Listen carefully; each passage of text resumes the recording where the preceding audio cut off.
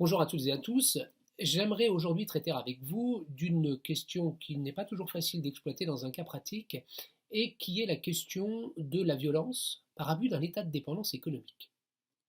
C'est une question qui n'est pas facile à traiter parce que c'est une hypothèse qui traditionnellement trouve sa source dans une décision jurisprudentielle du 4 avril 2002 qu'on appelle l'arrêt Larousse-Bordas, arrêt à l'occasion duquel, pour la première fois, la Cour de cassation a admis que l'on puisse caractériser un fait de violence au moment de la conclusion du contrat par abus d'un état de dépendance économique vis-à-vis de son co-contractant.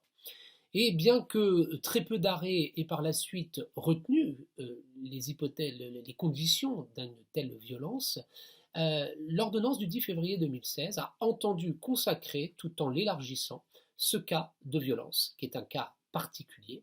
Et donc j'aimerais voir avec vous la façon de l'exploiter lorsqu'il est question d'un cas pratique, d'une consultation qui traite de cette problématique. Alors, bien entendu, comme toujours, le fondement. D'où vient cette hypothèse de violence par abus d'un état de dépendance? Aujourd'hui, vous n'avez dans le Code civil qu'un seul article à citer, c'est l'article 1143, donc je vous propose de vous raccrocher à cet article, de partir de celui-ci et de rappeler que pour pouvoir obtenir l'annulation d'un contrat pour violence par abus d'un état de dépendance, 4 conditions sont requises. La première condition qui est requise, c'est de démontrer l'existence d'un état de dépendance vis-à-vis de son co-contractant. Alors, deux précisions à cet égard. La première précision, c'est que l'état de dépendance en question peut tout à fait être un état de dépendance économique, mais pas seulement.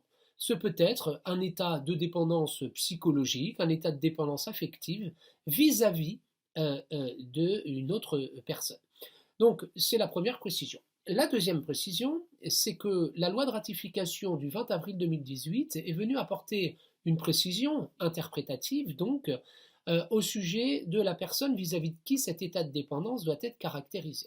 Et il a été précisé que l'état de dépendance doit être vis-à-vis du co-contractant pour pouvoir solliciter ce vice du consentement.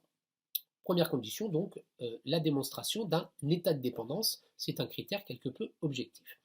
La deuxième condition à démontrer, à vérifier, c'est que la personne qui est en état de dépendance n'aurait jamais souscrit le contrat qu'elle a souscrit si elle n'avait pas été dans cette situation. C'est au fond rappeler que ça a été déterminant de son consentement et qu'elle n'aurait pas conclu ou aurait conclu à des conditions substantiellement différentes si elle n'avait pas été dans cet état de dépendance. À vérifier également.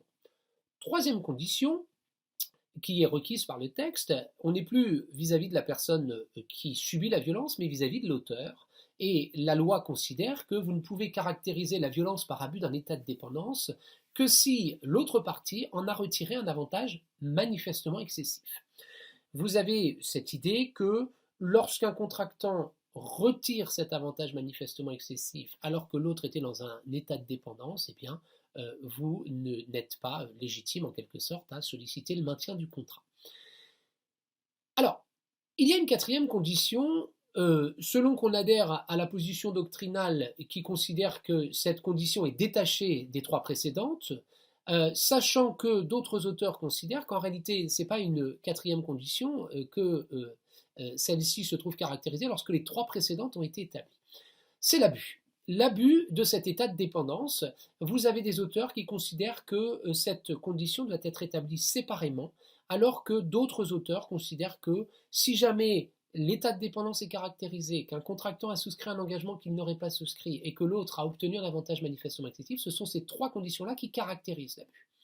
D'autres auteurs considèrent en réalité qu'il faut, en plus de ça, démontrer l'abus, c'est-à-dire démontrer la particulière mauvaise foi ou déloyauté dont a fait preuve celui qui retire l'avantage manifestement excessif.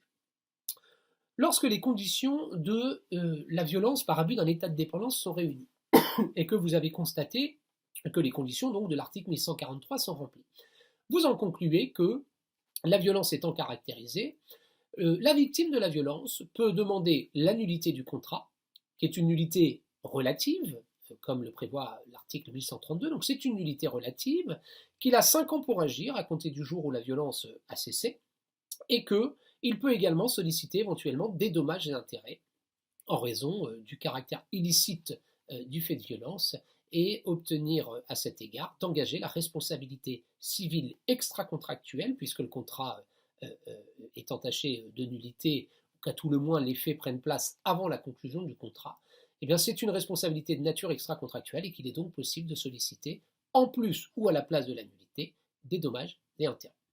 Voilà comment exploiter l'abus d'un état de dépendance, la violence par abus d'un état de dépendance, dans l'hypothèse d'une consultation qui suggérerait des éléments factuels dans lesquels un contractant n'aurait pas conclu cet acte s'il n'avait pas été dans la situation qui était la sienne. Je vous remercie de votre attention et vous dis à bientôt. Au revoir.